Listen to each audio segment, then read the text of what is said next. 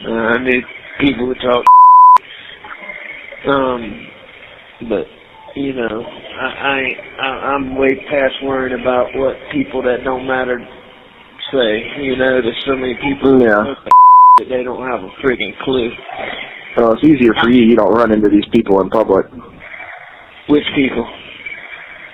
Any people that has a negative outlook on this thing. Well, do you know who they are? I mean, nah, man, but I mean, I get stopped and yelled at all the time. I got cussed out in the gas station the other day. You kidding? Nah. So what? Being who I am, I guess. Who was it? And so I don't know who he is. Some redneck fellow. And what did he say? He just started making a ruckus in the gas station, yelling at me, talking about WTOC's looking for me, and, you know, called me a piece of shit and just stuff like that.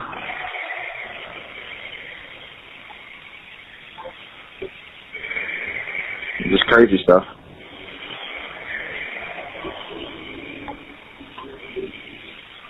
I'm sorry as I can be. Okay.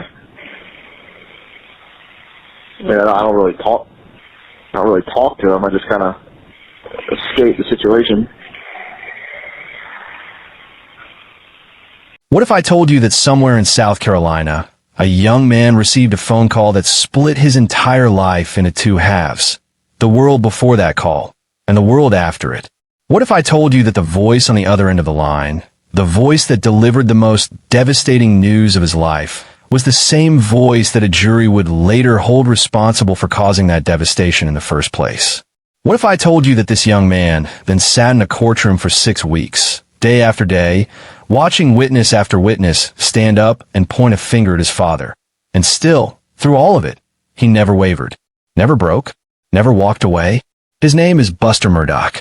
He is the only surviving son of Richard Alex Murdaugh, the South Carolina attorney who shook an entire nation when he was convicted in March of 2023 for the murders of his wife, Maggie, and his youngest son, Paul. While the world knows the name of the man behind bars, very few people have stopped long enough to truly look at the man who is still standing on the outside. The man who lost everything, and yet somehow kept answering the phone. This is his story, and I promise you, it is unlike anything you have heard before. Before we go any further, I need to ask you something. If you have ever found yourself watching true crime content and thinking, I wish someone would dig deeper, beyond the headlines, beyond the verdicts, beyond what everyone else is already saying, then this is exactly where you need to be. Dark Trail Files is not just another true crime channel. We go where others stop. We ask the questions that make you uncomfortable. We follow the trail, even when it disappears into the dark. If that is the kind of content that keeps you up at night in the best possible way, then hit that subscribe button right now. Turn on your notifications, because once you start walking this trail, you will never want to stop. Now, let us begin. June 7th, 2021.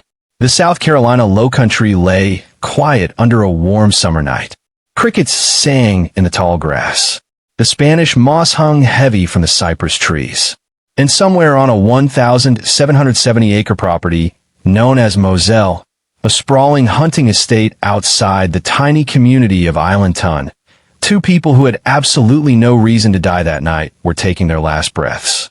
Margaret Maggie Murdaugh was 52 years old, a devoted mother, the kind of woman who kept the family together, the center of gravity in a household built on power, reputation, and Southern tradition. Her youngest son, Paul, was 22, already under criminal indictment for the 2019 boating crash that had taken the life of 19-year-old Mallory Beach. But on the night of June 7th, none of that mattered. What mattered was that both of them, a mother and her son, were shot and left near the dog kennels of their own family property. Maggie was shot 4 or 5 times with a .300 Blackout rifle. Paul was shot at close range with a 12-gauge shotgun. Neither weapon was ever recovered. At 10:06 in the evening, a 911 call crackled through the dispatcher's radio. The voice was shaking. It belonged to Alex Murdaugh, Maggie's husband, Paul's father, and one of the most prominent attorneys in the region. He told dispatchers he had returned from visiting his ailing mother in Alameda, and had come home to find his wife and son shot near the kennels. He said they were on the ground. He said they were not breathing. Within hours, the South Carolina Law Enforcement Division, SLED, took the lead. And almost from the very beginning, the investigation pointed in a direction that would ultimately send shockwaves through every corner of the state. Alex Murdaugh was not just a witness. But in the chaos of that night, somewhere more than 200 miles away in Rock Hill, South Carolina, a young man's phone rang. When he picked it up, the voice of his father told him that his mother and brother had been shot. Buster Murdaugh immediately got in his car and drove through the night to Moselle. And when he walked through the door and saw his father, he later told the jury. He gave him a hug, and he just broke down. Here is something that the news coverage rarely stops to acknowledge. While the world was processing the horror of what happened to Maggie and Paul Murdaugh, while reporters flew into South Carolina, podcasters launched series, and Netflix was already circling, there was one person for whom this was not a story. For Buster Murdaugh, this was his life. His mother was gone.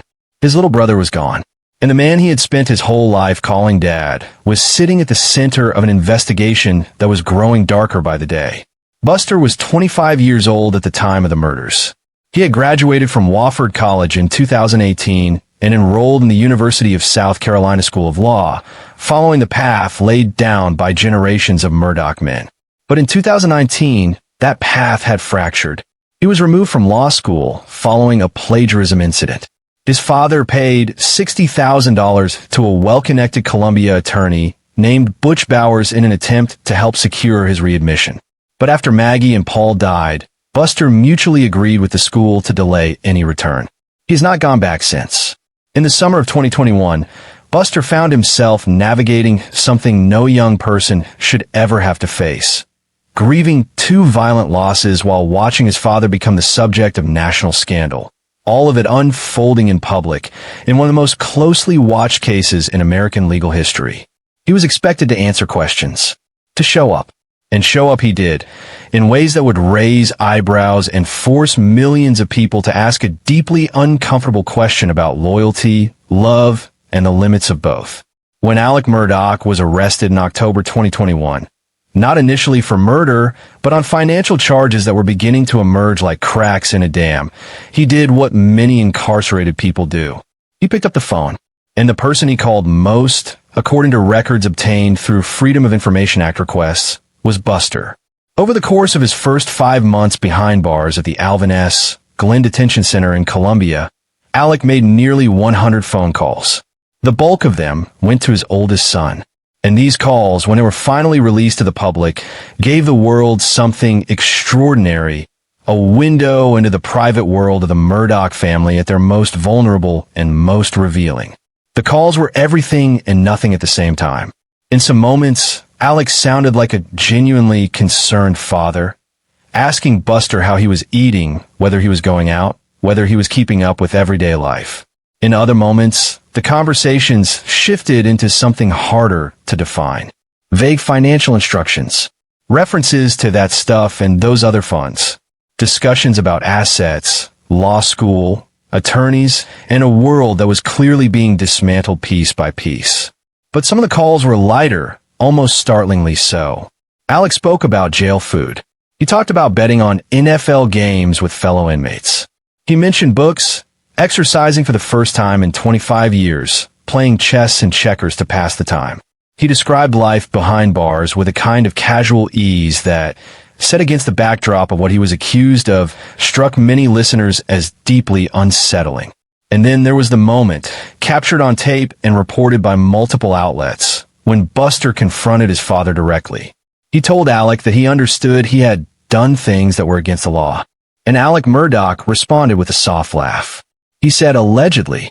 And then he said, I'm kidding. It is what it is. Stop and sit with that for a moment. This man was in jail. His wife and son had been found shot to death on their property just months earlier. And he was on the phone with his surviving son, laughing, saying it is what it is. What kind of person responds to that moment with a laugh and a shrug? That is not a rhetorical question. It is the question at the center of everything. In one of the earliest Jailhouse calls released to the public, the exchange between Alex and Buster took a turn that stopped many listeners cold. Buster had confronted his father directly about the illegal activity being alleged against him. And what came back was not remorse. It was not silence. It was something far more revealing. I need people to talk. But you know, I'm way past worrying about what people that don't matter say. You know, there's so many people that they don't have a freaking clue. Well, it's easier for you. You don't run into these people in public. Which people? Any people that has a negative outlook on this thing. Well, do you know who they are? I mean, nah, man, but I mean, I get stopped and yelled at all the time. I got cussed out in the gas station the other day. You kidding? Nah. So what? Being who I am, I guess. Who was it? Yeah, so I don't know who he is. Some redneck fella. And what did he say?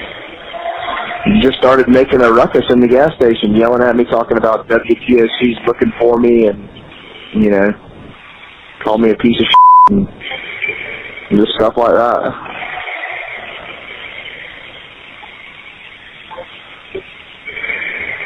Just crazy stuff.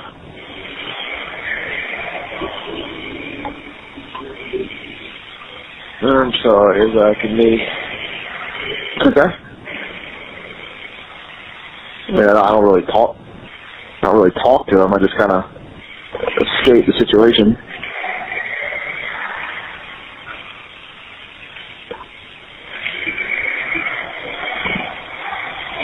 WTOC. I mean, what the does he know about WTOC? Man, apparently he said he saw something on the news where they said that people are looking for me, or someone's. I don't know what he said. I mean, it's not like I sat there and asked any questions. I mean, I understand that you've done illegal, but that doesn't mean you can just, you know, turn a cold shoulder to the laws of the United States. Allegedly done illegal stuff. I'm kidding. Anyway,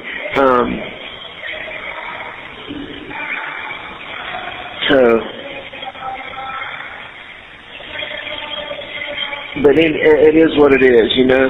It is what it is. As more Jailhouse calls came to light, a picture emerged of a father-son relationship that was, to say the least, complicated. Alec appeared genuinely devoted to Buster on the surface. He consistently asked about his son's well-being. He worried about him going out in public and being recognized. He encouraged him. He talked about the future as if it were still something they could plan together. But then there were the requests. And some of those requests were deeply jarring. In an October 2021 phone call, just 3 months after Maggie and Paul had been shot to death at the Moselle property, Alex Murdaugh called Buster from jail and suggested that Buster go hunting at Moselle. Let that settle in. The same ground where his mother had fallen.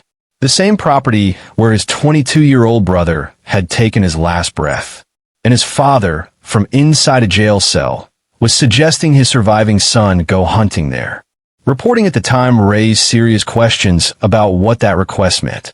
Was this an innocent attempt by a grieving father to encourage some sense of normalcy? Or was there something more to it? Was Alec hoping Buster's presence on the property might somehow affect the evidence still being gathered there? The question was never definitively answered, but it was asked, loudly.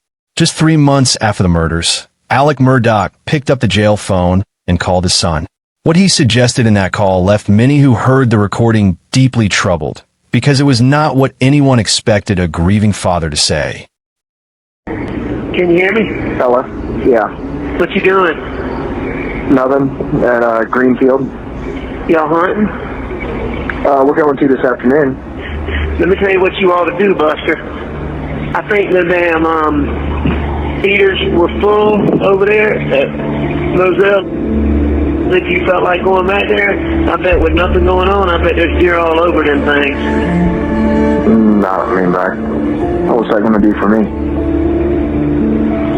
Kill a deer? I'm not going hunting out there. I don't blame you. I'm just letting you know. Do you care if I let Jim do it? Jim who? Jim Griffin. Oh, I let him hunt deer out there? What are you talking about? I didn't know if you wanted to hunt doves out there. If you do, then I want you to do it. If not, then I'm gonna let him do it. Do you want a dove hunt out there? No. Not at all.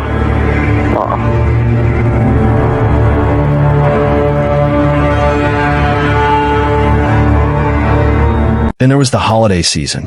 As Christmas approached in late 2021, Alec made another request that struck observers as strangely casual given the circumstances. He asked Buster to give away belongings that had once belonged to Maggie and Paul as Christmas presents. The possessions of a woman who had been shot multiple times. The belongings of a young man killed at his own home. And a father from jail discussing distributing those possessions as gifts. Said in the same, even tone one might use to plan a grocery run. For many people following this case, this moment landed differently than almost anything else. Not because of anger, not because of drama, but because of how utterly ordinary it sounded and how completely wrong it felt. And then came the Christmas call. A conversation that, for many people following this case, was among the most emotionally unsettling moments in any of the released recordings. Because in it, a father made a request of his son that cut right to the heart of what had been lost. Nice, better. Yeah, having a good day. I've been spending so much money and it hurts me. On what? People's Christmas presents. Well, I mean, I gotta buy a present for everybody. Well, And it's a lot of people. I'll tell you this, Bus. What? Hang on.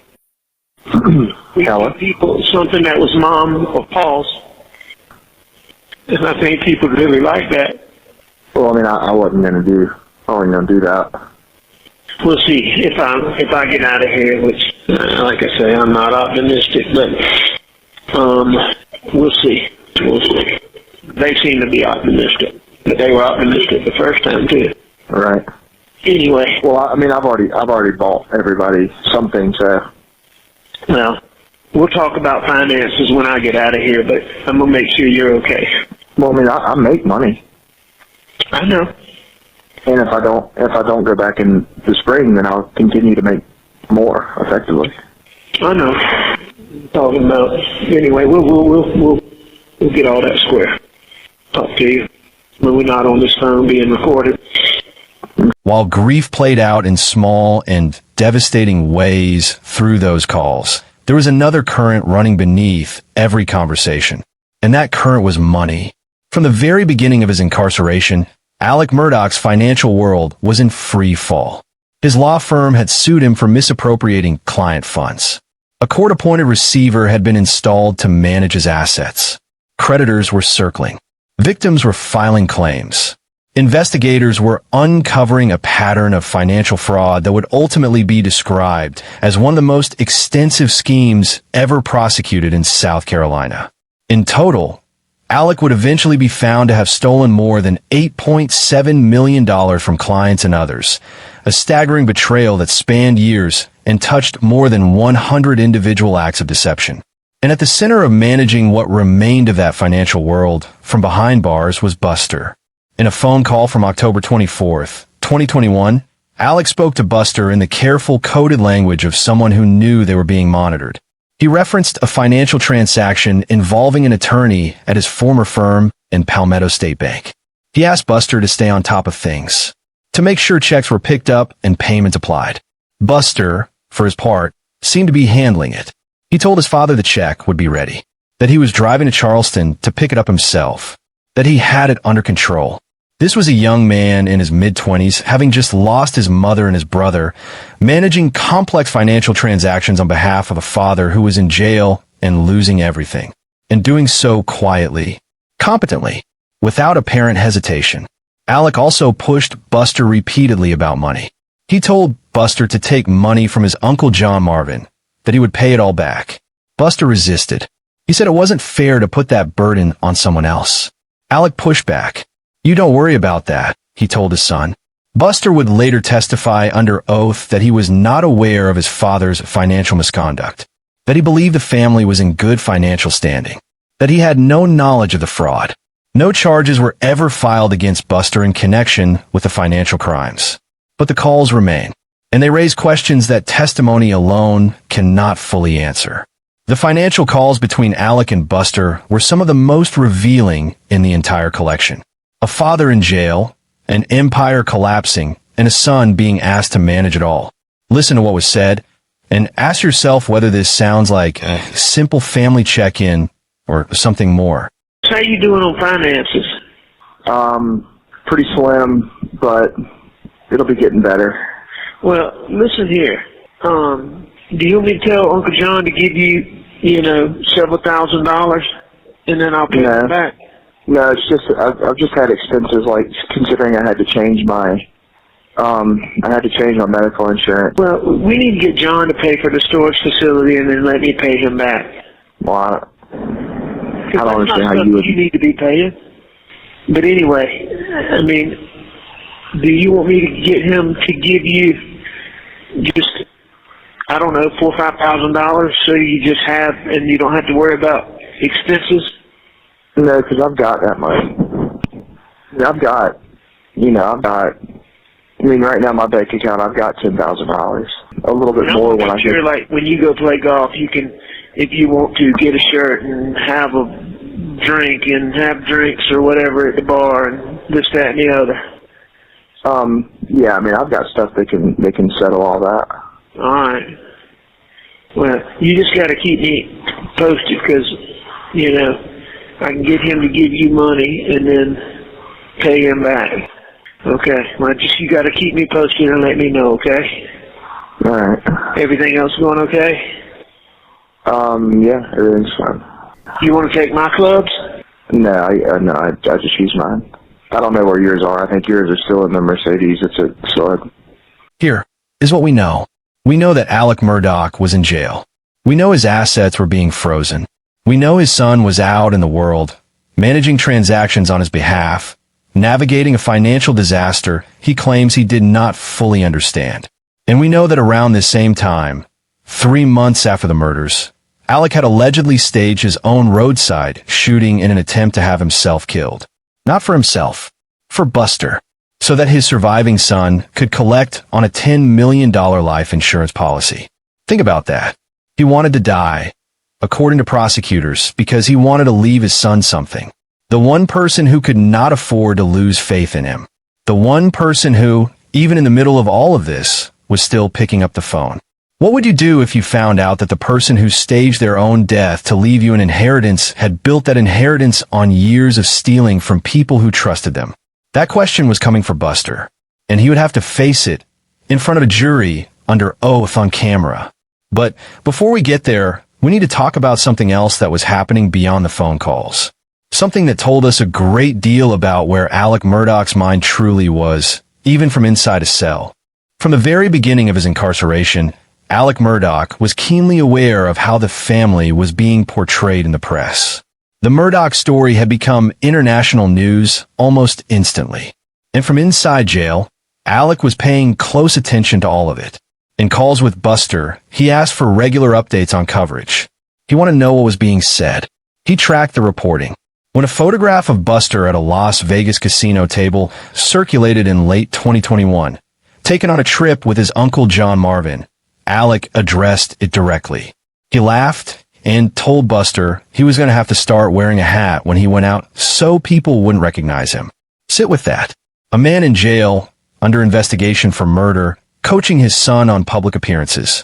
As if the priority was not the truth of what had happened, but the story being told about it. Which raises a troubling question. If someone was truly consumed by grief after losing their wife and youngest child to a violent attack, would their primary concern be media coverage? Would their conversations center on public image and asset management? Sometimes the most revealing thing about a person is not what they say. It is what they choose not to talk about. Alex Murdaugh was never far from the headlines, even for behind bars. And his calls with Buster reveal just how invested he remained in controlling how the world saw his family. This next recording captures that focus in real time. TV Friday, Bus. I saw John Marvin on there for just a second. Dad, it was something ABC 2020. I didn't watch it. Well, was it a new interview or was it from that old interview? I would assume if it had him on TV, it had to be the old one. He has not gone on TV since. He hasn't. 10-4. 10-4. All right. Well, I mean, was it the same old stuff with a bunch of innuendo and false stuff, or were they being semi-truthful? Yeah, but I'd love to be able to give you some insight, but I didn't watch it, and I didn't seek out any transcripts from it. I don't know. I know. It ain't no big deal. I would assume it's the same old thing. Brooklyn told me some stuff that was on it, and it was stuff that's wrong. So I mean, it's just that same old. Stephen Smith and Gloria and all that bullshit. You know, I think it probably had to touch on that. I think this one hit maybe a little bit more on the boat wreck. I gotcha.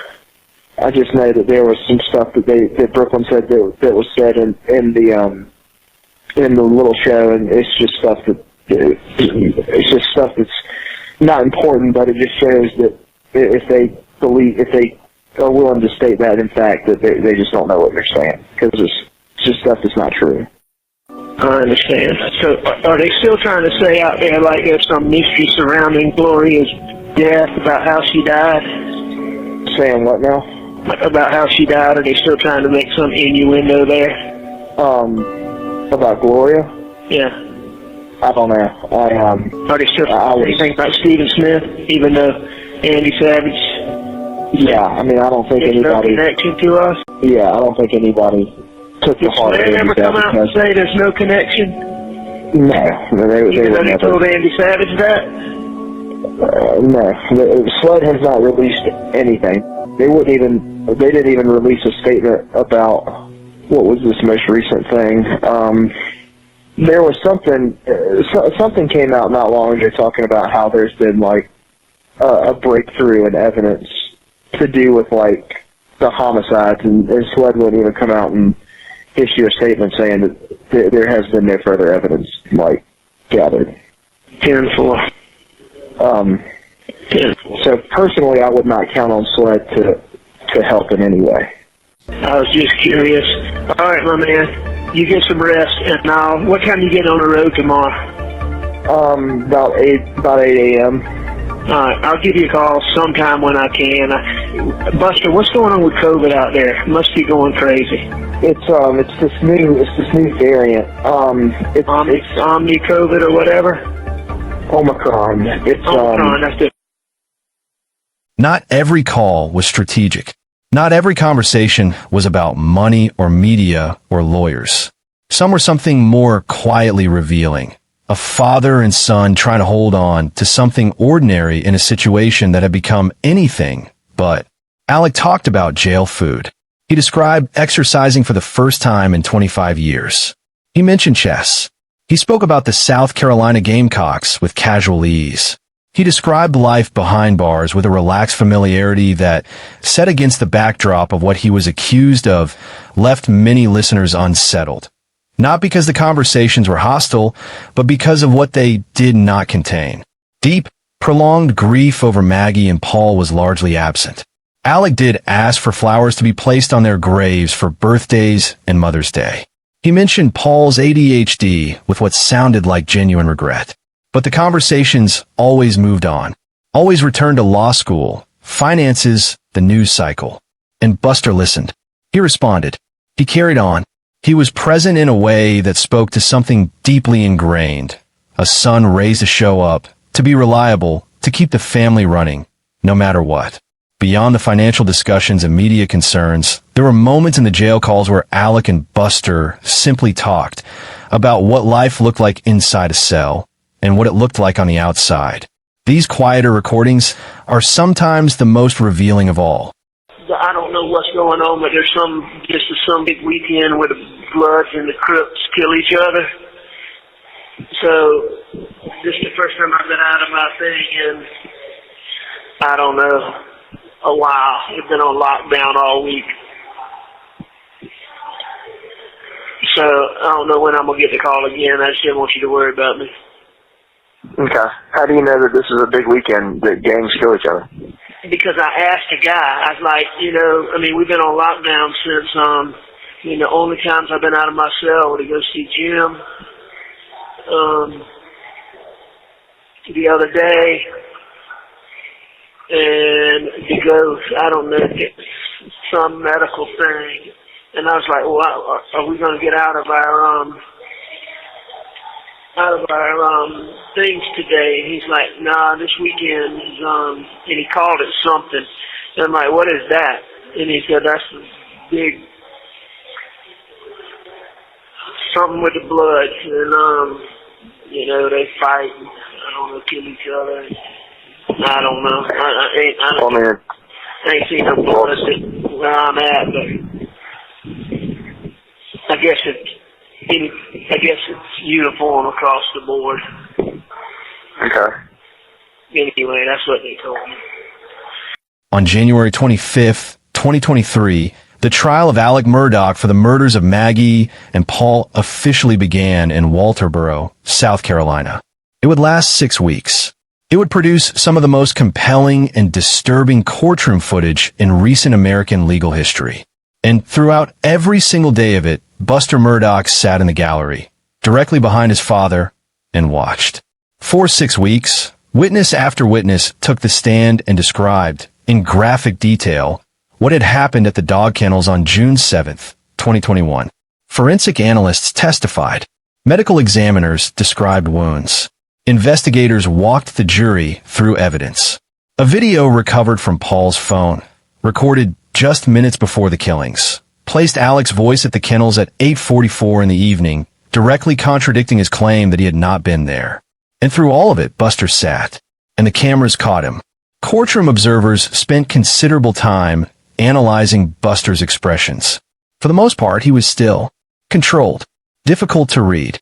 But there was one moment that generated intense discussion, when testimony turned to the specific physical injuries Paul had sustained. Some observers reported that Buster appeared to react in a way that was jarring and difficult to categorize. Not with visible anguish, not with tears, with what some described as an expression that seemed out of place given what was being described at that moment. It is important to be careful here. Body language is not evidence. Grief is not one size fits all. Some people shut down when overwhelmed. Some dissociate. Some where expressions the outside world misreads entirely. A person who has been sitting in a courtroom for weeks absorbing the worst details of the worst day of their lives may look like many things that are simply the product of trauma and exhaustion. But the camera captured what it captured, and the world saw what it saw. Watch it yourself and draw your own conclusion. During some of the most graphic testimony of the entire trial, testimony about the specific nature of Paul Murdaugh's injuries, cameras caught a reaction from Buster that became one of the most debated moments of the case. What you are about to see has been interpreted in many different ways. Watch carefully. 15-00592, the State of South Carolina, County of Colleton, in the Court of General Sessions, in the term of 2022, July, the State versus Richard Alexander Murdaugh, defendant, indictment for murder, SC Code 16-3-0010, CDR Code 0116. Do you want me to turn it over? Okay. Guilty verdict. Signed by the forelady, 3-2-23.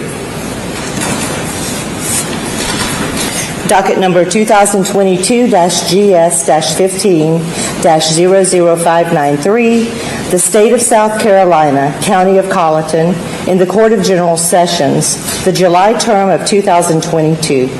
The State versus Richard Alexander Murdaugh, defendant, indictment for murder, SC Code 16-3-0010, CDR Code 0116, verdict guilty, signed by the forelady, date 3/2/23. Docket number 2022-GS15-00595, the State of South Carolina, County of Colleton, Court of General Sessions, July term 2022. The State versus Richard Alexander Murdaugh, defendant, Indictment for possession of a weapon during the commission of a violent crime. SC Code -16-23-0490. CDR Code 0549. Verdict, guilty. Signed by the foreperson of the jury. Date 3/2/23. Docket number 2022 GS-15-00594. The State of South Carolina, County of Colleton, Court of General Sessions, July term 2022. The State versus Richard Alexander Murdaugh, defendant. Indictment for possession of a weapon during the commission of a violent crime. SC Code 16-23-0490. CDR Code 0549. Verdict, guilty. Signed by the foreperson of the jury. 3/2/23.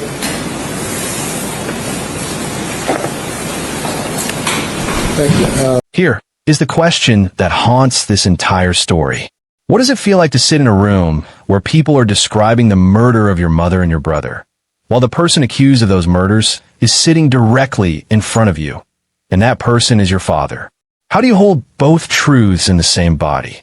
The father who coached your little league teams, called you buddy, worried about your finances, and the man 12 jurors determined, beyond a reasonable doubt, shot your mother with a rifle and your brother with a shotgun.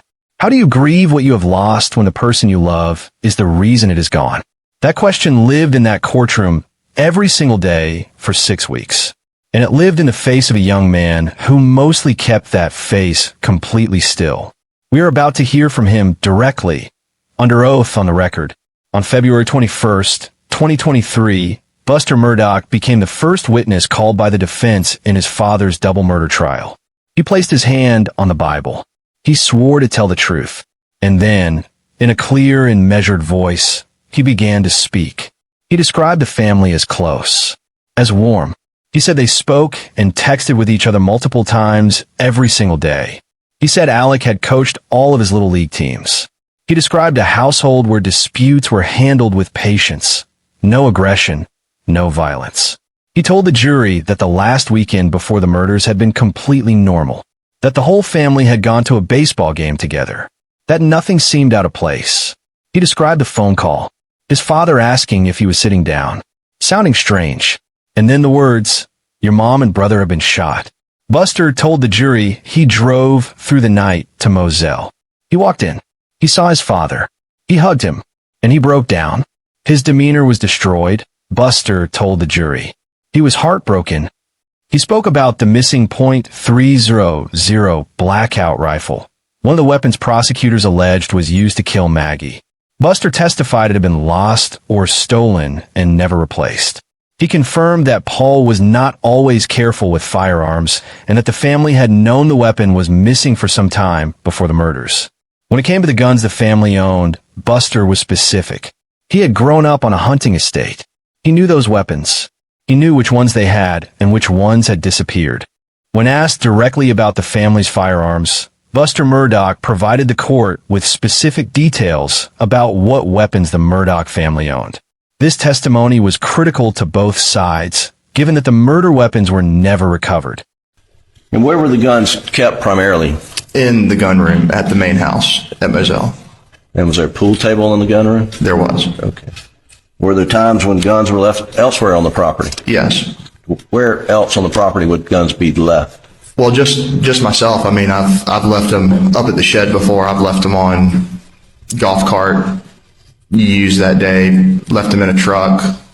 I mean, guns would just not always find their way back to the gun room. How about Paul? How was he with securing guns? Not good. What do you mean by that? Paul left guns probably more on the property than anybody else, and sometimes sometimes he would use my gun and then he would leave it, and then I'd have to track it down. Right. Did Paul carry guns in his truck? He did. Would he keep his truck locked up? No, not all the time. At some point in time, you and Paul received 300 blackouts for Christmas. Yes, sir. Do you remember roughly was that 2016 or 2017? Sounds right. Okay. And what color was your 300 blackout? It was black. And have you been sitting in this courtroom during the entire trial? Yes, sir. And the jury's seen a black 300 blackout. Is that yours? It is. That is my 300 blackout. Was that the one you got for Christmas? Yes, sir. And what color was Paul's? Paul's was black and tan. And when you say black and tan, what part was tan and what part was black? So the receiver would have been tan, and and barrel would have been tan. What part would have been black? Stock, maybe? Okay. And so yours was all black, his was black and tan. That's right. What happened to his that he got for Christmas in 2016? His gun was apparently stolen, lost, taken. Yeah. How do you know that? That's just what Paul told me. What happened to your gun after Paul's was stolen? My gun became, what we would both use. And what did that create some confrontation between you two at times? Yes, sir. And why? Well, kind of like I just touched on. So he would use it. He's not very good about putting it back where he found it. I leave it somewhere. I go back and, want to get it, and it's not there. Did you notice, were you aware that Paul got a replacement at some point in time? No, sir. Well, you heard about that in the courtroom. Yes, sir. Trial. Okay. But up to that point, did you ever see Paul use the replacement? No, sir. I've never seen a replacement. So every time in your presence, Paul was using a 300 blackout, which one would it be? Mine.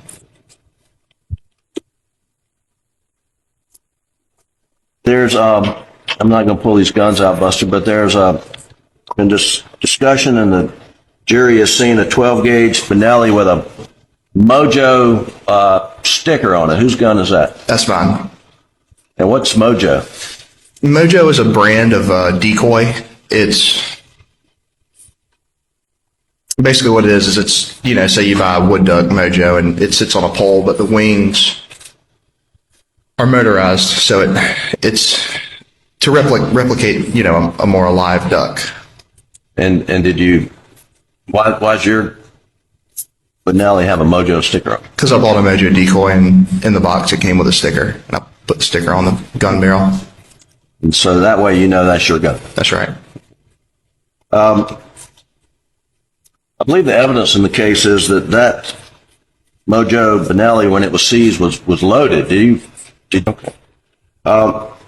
And I think it was loaded with a 3-inch and a 3.5-inch turkey load. Do you remember that you would load that gun with a 3-inch and a 3.5-inch?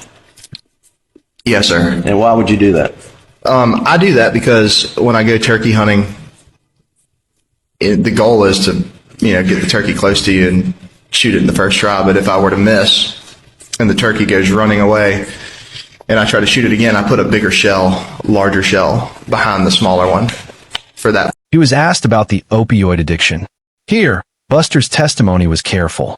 He said he knew a little bit about the situation, that it was his mother and brother who had discovered the pills, that Alec had gone to a detox facility at the end of 2018, that he thought that had handled it, that there had been a few more incidents after, more discoveries, more self-imposed detoxes at home, but that he believed his father had eventually gotten the situation under control. I thought that handled it, he said simply. He could not say what he apparently did not know, the full reported scope of what that addiction had become. At sentencing, the court would hear language about a man who might become another person when consuming enormous quantities of opioid pills in a single day. The full picture of the addiction was something that had been hidden, even from the people closest to it. One of the most carefully watched moments in Buster's testimony came when he was asked directly about whether he knew his father had a serious opioid addiction and how much he understood about the severity of it. His answer told the court something important about what the family had and had not been told.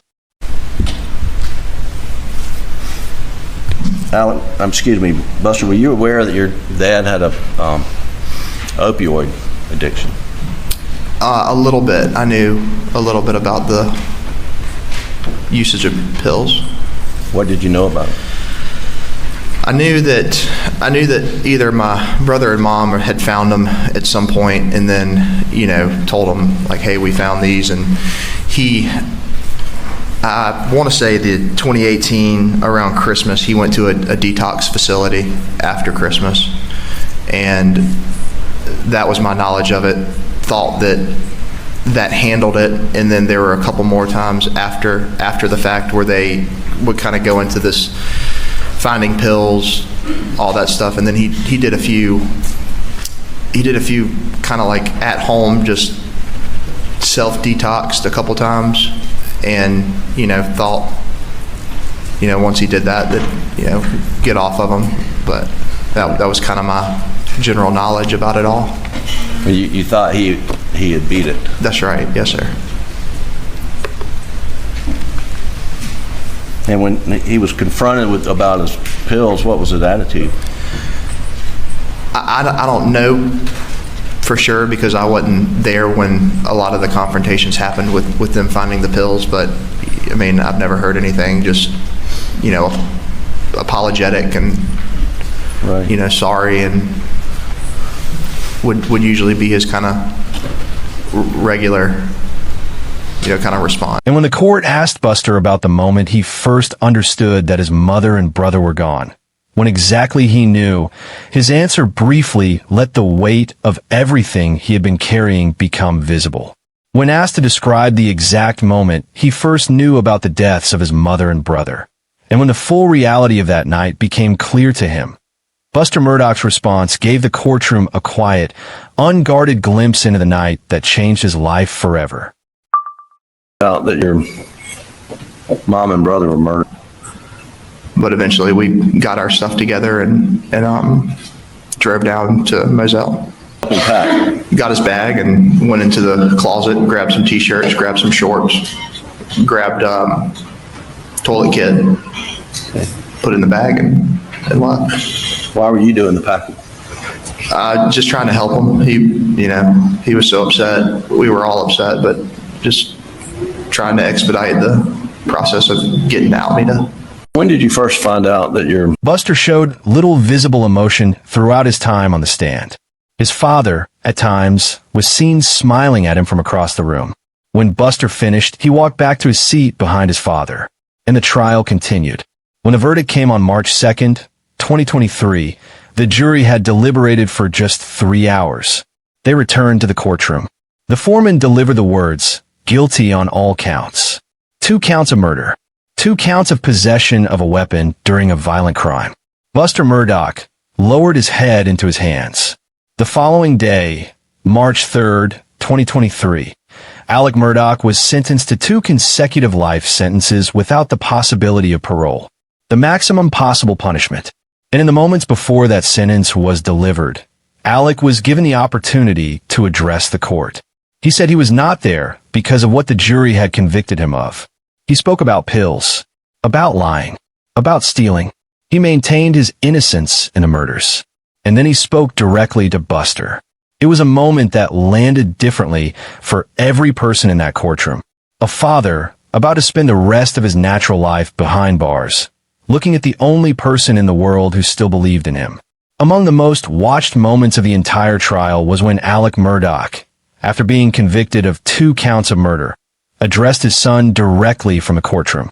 This was the last time he would speak to Buster as anything other than a convicted man serving a life sentence. What he said, and the way he said it, left the room in silence. Buster,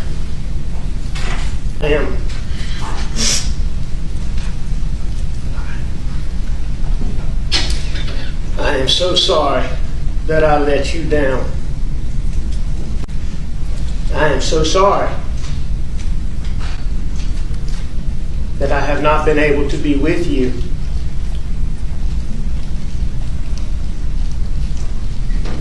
During such hard times. I am so sorry that I did so many things that are so contradictory to to every single thing Mom and I ever taught you. And Paul, I am so sorry. I am so very sorry that the things that I did and that I am pleading guilty to here today have somehow caused some people, especially people on social media and some people in the media, to somehow believe that based on the things that I did, that it is somehow okay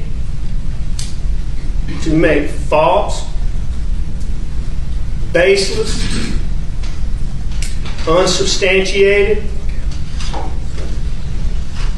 claims against you that are not only based on no facts and no evidence whatsoever, but are also not based on any semblance of reality whatsoever. And I am so sorry that you have had to go through that. I know, Buster, that you know that I have always been proud of you. I have never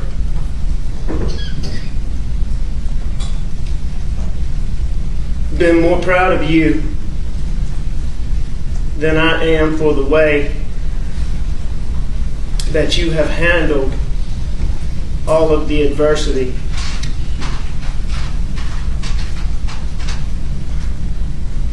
that I put on you.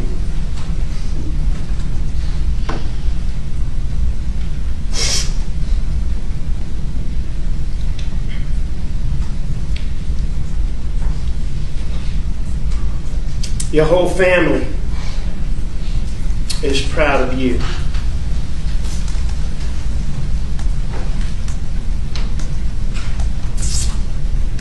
Mom is proud of you, and Papa is proud of you.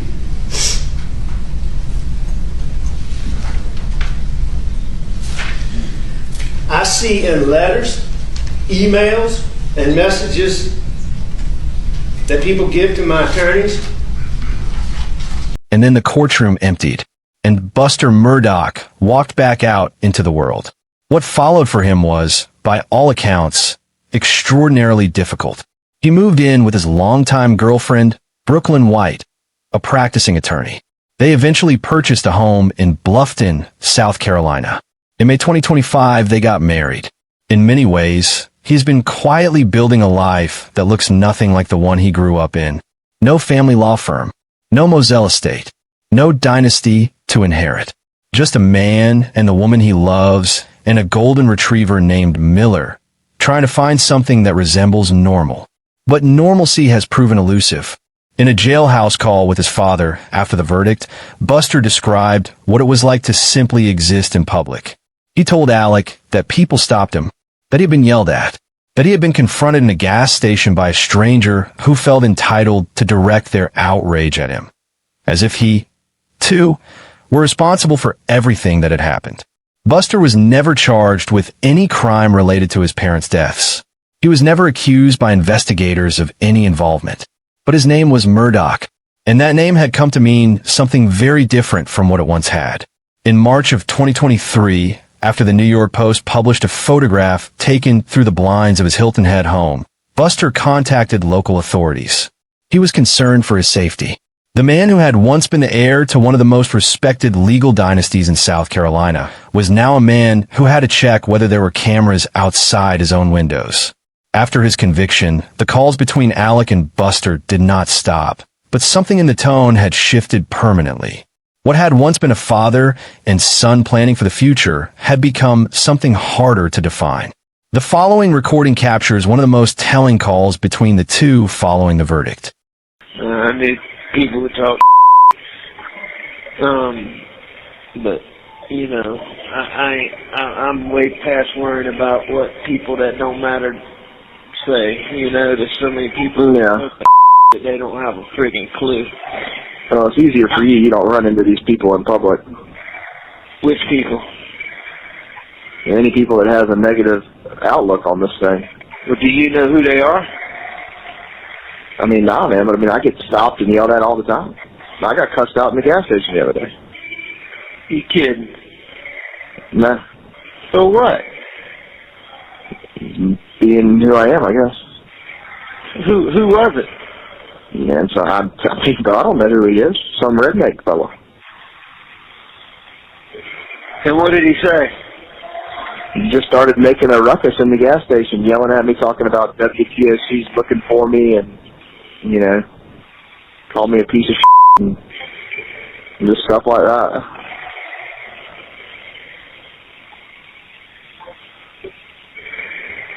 Just crazy stuff.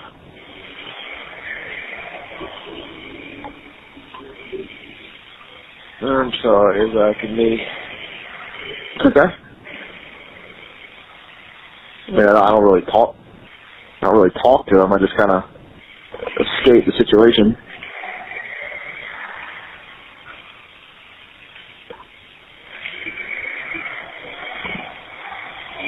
WTOC. I mean, what the does he know about WTOC?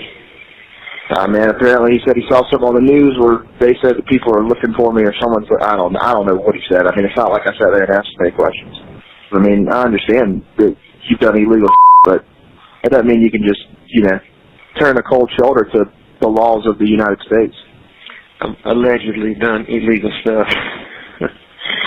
I'm kidding. Anyway,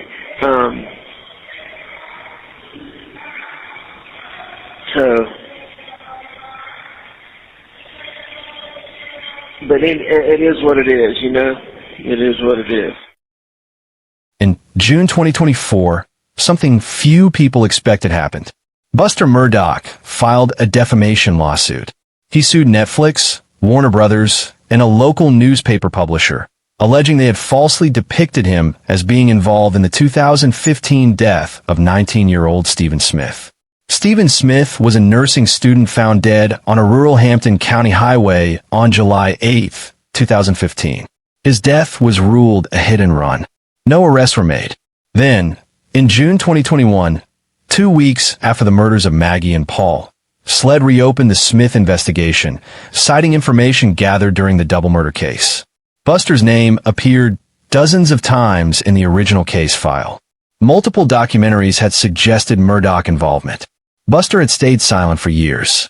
Now he was done being silent. His lawsuit said his reputation had been irreparably harmed, that he had suffered genuine mental anguish. As of this recording, no charges have been filed against Buster in connection with Stephen Smith's death. The investigation remains open. But here's the question that will not go away. SLED reopened a cold case because of something they found while investigating the Murdaugh murders. What exactly was it? That answer has never been made fully public. And in the absence of an answer, speculation has filled every corner of the internet. Buster says he is innocent. He says the accusations have destroyed him. Is that what he truly believes? Or is something more complicated at work? There are two people in this story who never got to speak for themselves. Two people whose voices were taken from them on a warm summer night. In their absence, the shape of what is missing is present in every call, every piece of testimony, every silence. Maggie Murdaugh was a woman who, according to a law enforcement source speaking to People magazine, had reportedly met with a divorce attorney just 6 weeks before her death. She had reportedly been pulling away, seeking options, looking for a door. She never got to walk through it. Paul Murdaugh was 22 years old, under criminal indictment, struggling with threats, public confrontations, and a family name that had become a target in his own hometown. His father spoke about Paul's untreated ADHD in jail calls with genuine sounding regret, saying he had not done justice to his son early on, had not believed in the treatment, and that now there was no going back. Alec asked for flowers to be placed on their graves. He mentioned them, but the conversations always moved on, and Buster, in his testimony, kept their memory alive in the way only someone who truly loved them could, describing the daily calls, the baseball game, the hug at the door. Whatever Buster Murdaugh believes about his father, he lost two people he loved. He lost them without warning, without a chance to say goodbye. That grief belongs entirely to him. And no verdict, no appeal, no documentary, and no headline can ever touch it. The Murdaugh name once meant something very specific in South Carolina's Lowcountry. It meant power, authority. 3 generations of men who had served as solicitor of the 14th Judicial Circuit, the chief prosecutorial office for a region covering Allendale, Colleton, Hampton, Beaufort, and Jasper counties. For nearly 86 years, from 1920 to 2006, no one outside the Murdaugh family held that position. The first non-Murdaugh solicitor only took office in 2006, when then Governor Mark Sanford appointed Duffy Stone to the role. The family also ran a highly successful personal injury practice, Peters, Murdaugh, Parker, Eltsroth, and Dietrich, founded by Alex's great-grandfather nearly a century earlier. They were, in the truest sense, the law, and Alex Murdaugh was supposed to be the next chapter in that story. Instead, he became the last one. He is serving 2 consecutive life sentences for the murders of Maggie and Paul.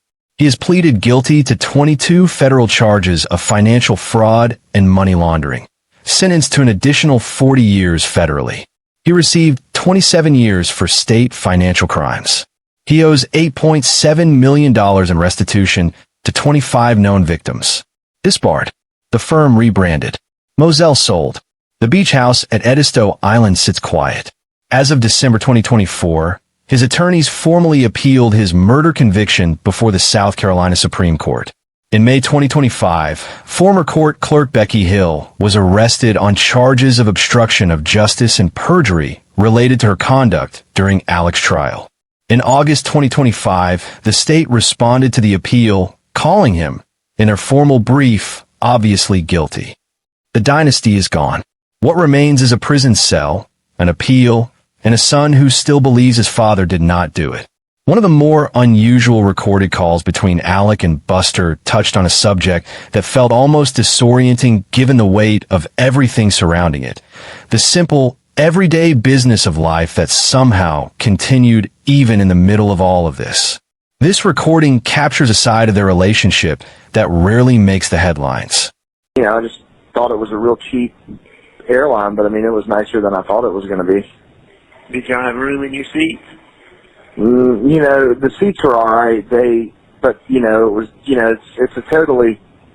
it's just a different, like the seats don't recline because they can fit more. If they don't recline, it's just, it's just different.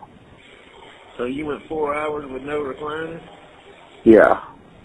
But, everything was still fun, and then going to Sedona was a good time. Did you get to gamble any? Yeah, so I did go gambling, and then the next day there was an article created about how I'm misusing funds. By gambling? Yeah, someone took a picture of me and John Marvin in the casino. You're kidding me. What a fucking... Are you kidding me? No. How'd they recognize No. you? Man, I guess, I'm a national figure, I think. I guess you're going to have to wear a hat and shit when you go places. There's one more thread in this story that has not been fully pulled through, and it involves what happens next. Alex Murdaugh's appeal is before the South Carolina Supreme Court. If they grant a new trial, everything from that Walterboro courtroom in 2023 could be revisited. Every piece of evidence, every piece of testimony, including Buster's. Buster got married in May 2025. He has filed a lawsuit seeking to reclaim property he says was fraudulently taken from the Murdaugh estate. He is still fighting for his father's innocence, for his own reputation, for the right to live a life not entirely defined by a story he did not write. But the Stephen Smith case is still open.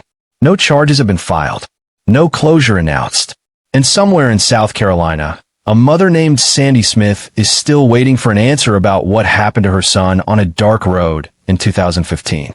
What if the story is not over? What if the chapter not yet written is the one that changes everything we think we know? And if it does, Where does that leave Buster Murdaugh?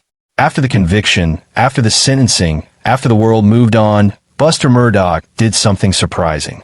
He spoke, not in a courtroom, but on camera, in a documentary for Fox Nation. He sat across from a journalist and said the things he had been holding for 2 years. He said he did not believe his father was capable of harming his mother and brother. He said he believed the trial was not fair. He said he believed the person who killed his family was still out there. And then the journalist asked him whether his father had the characteristics of someone without empathy, the characteristics of a psychopath. Buster paused, and he said yes. He thought those characteristics were fair to apply, but he still did not believe that made his father a murderer. That is an extraordinary statement. A son acknowledging that his father had deeply troubling qualities, and yet still insisting on his innocence in the specific crime for which he was convicted. It is not a simple contradiction. It is what it looks like when love and truth are pulling in opposite directions and a person refuses to let go of either one. I am not a thief, Buster told the journalist. I am not a liar. I am not a manipulator. He was drawing a line between himself and his father, not to condemn him, but to distinguish himself. I am his son, but I am not him. In the full scope of Buster Murdaugh's recorded testimony, there are moments that stay with you long after the cameras have stopped rolling. This final court footage captures the weight of everything he carried into that courtroom, and everything he carried out again when it was over. Richard Alexander Murdaugh, Jr., M-U-R-D-A-U-G-H. I go by Buster. Mr. Murdaugh, is your father sitting over here at the defense table? Yes, sir. Tell the jury a little bit about yourself. Where you born? Where you raised? Where'd you go to school? Right. So my name is Buster, 26 years old. I live in Hilton Head Island, South Carolina. I was born in Savannah and lived in Beaufort for about 2 years when I was a little child. We moved to Hampton in about 2000, and I grew up in Hampton, went to Wade Hampton High School, and after high school I went to a small college in Spartanburg called Wofford. Did your mother Maggie? Yes, sir. And your brother Paul? Yes, sir. When you moved to Hampton, do you remember how old you were when you first moved to Hampton? Three or four. Okay. And did you live in Hampton in a house in the city limits? Yes, sir. The town limits? Yes, sir. And you did that with your mom and dad and brother for how long? For around 20 years. Right. What schools did you go to coming up through in Hampton County? What did you go to grade school? Went to Ben Hazel Primary School, Hampton Elementary School, North District Middle School, Wade Hampton High School. Okay. And as you were growing up, what were your interests, Buster? Sports, playing sports, doing things outdoors, hunting, fishing. And was your father involved in those interests with you? Yes, sir. And was your mother also? Yes, sir. And in what way? Well, my father coached every Little League team I played on up until I started playing for the schools in which had a coach. And what about Paul? What were his interests growing up? Paul's interests were outdoors, mostly. Hunting, fishing, playing around in the woods. Right. Did he also play sports at times? He did. Yeah, he played basketball and baseball. Did your dad coach him as well? He did.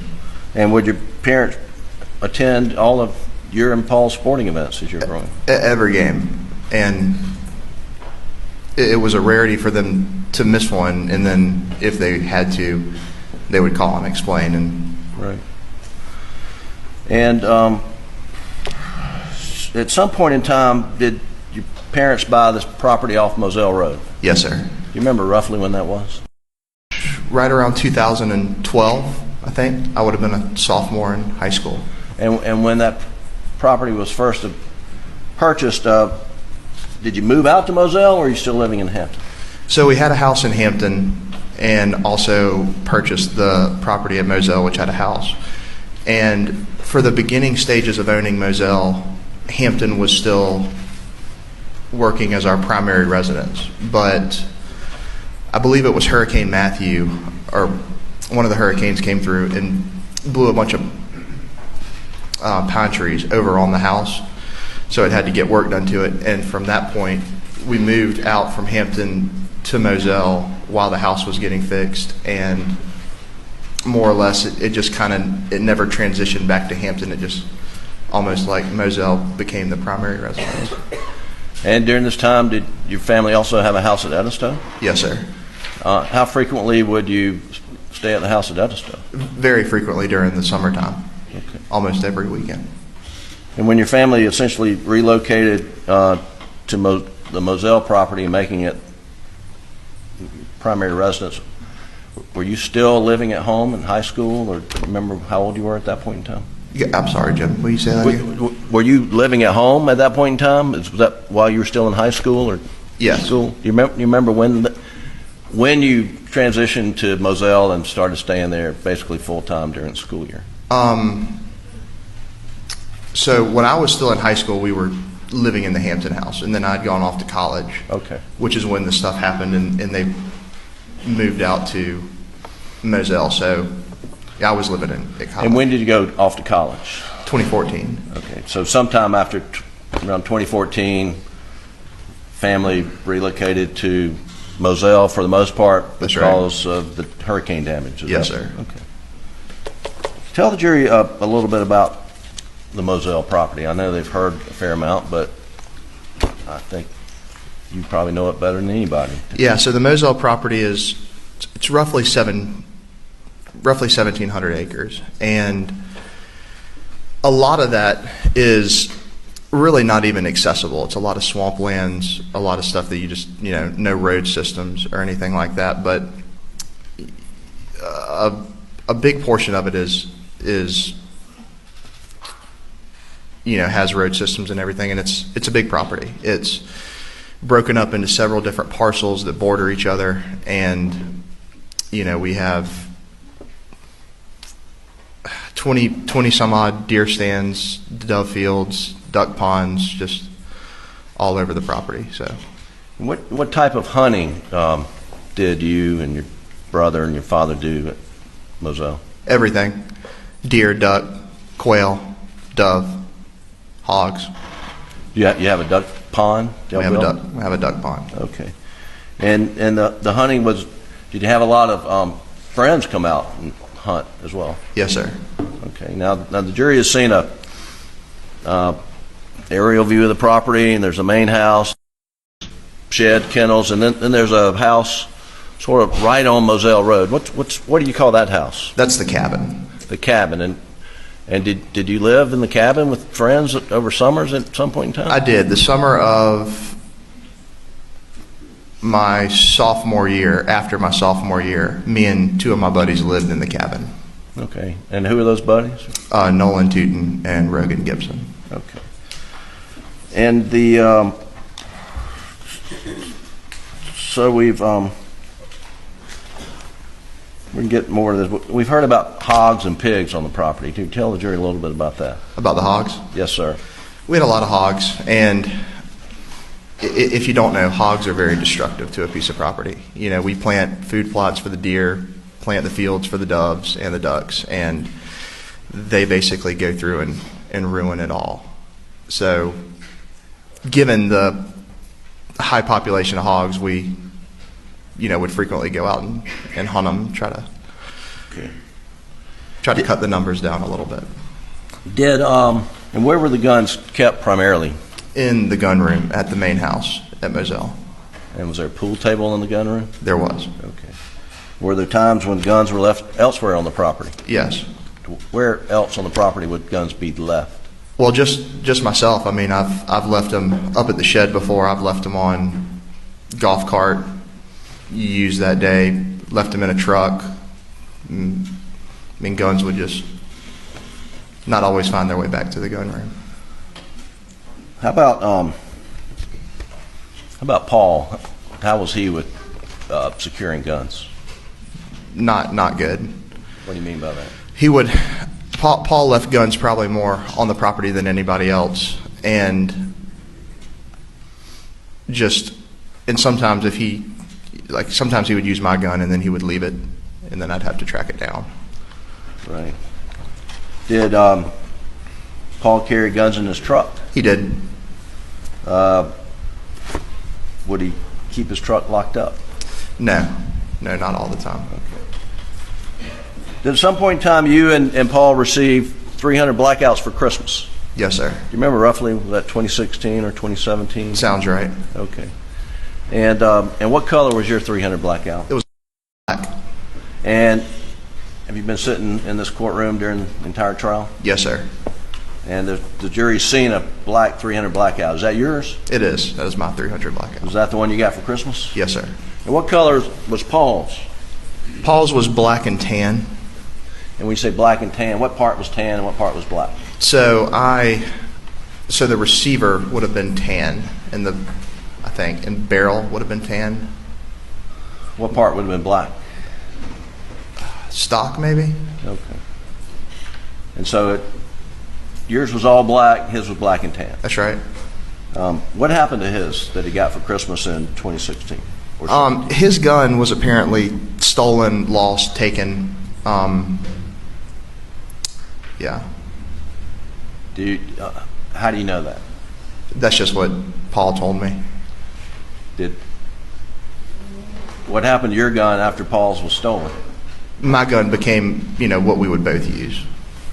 And did that create some confrontation between you two at times? Yes, sir. And why? Well, kind of like I just touched on. So he would use it. He's not very good about putting it back where he found it. I leave it somewhere. I go back and, want to get it, and it's not there. Did you notice, were you aware that Paul got a replacement at some point in time? No, sir. Well, you heard about that in the courtroom? Yes, sir. Trial? Okay. But up to that point, did you ever see Paul use the replacement? No, sir. I've never seen a replacement. So every time in your presence Paul was using a 300 blackout, which one would it be? Mine.